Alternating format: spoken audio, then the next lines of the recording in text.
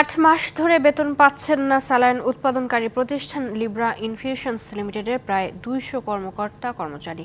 পাশাপাশি ১৮ মাসের বোনাস না দেওয়ার অভিযোগ করেছেন তারা। সকালে রাজধানীর মিরপুরের শেলবাড়িতে প্রতিষ্ঠানটির সামনে মানববন্ধনে কর্মকর্তা-কর্মচারীরা বলেন, বেতন না পাওয়ায় বাসা ভাড়া দিতে পারছেন না তারা। ধার করে কোনো রকমে চলছে জীবন। মালিকপক্ষের দৃষ্টি আকর্ষণ করে বলেন, তারা যেন এসব অসহায় শ্রমিকদের বেতন বোনাস পরিশোধ করে কাজের পরিবেশ ফিরিয়ে আনেন। বেতন না পেয়ে প্রায় ১০০ শ্রমিক বাধ্য হয়ে চাকরি ছেড়েছেন।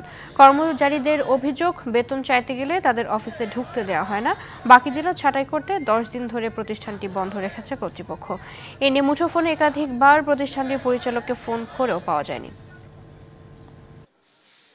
18 মাসের ওভারটাইম, 8 মাসের বেতন এখনো পাই না। আর কিছু কিছু লোক আমাদের বেতন চাইলে বের করে দেয়।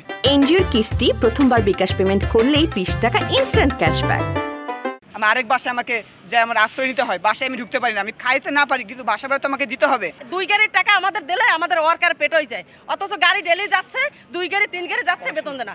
রাত 12টা 1টা পর্যন্ত আমরা কাজ করি। 7 দিনের বেতন দিছে, 7 দিনের বেতন দিয়ে সংসার চলে, গরতকে গেড়ো তালা মারি আলা যায় না।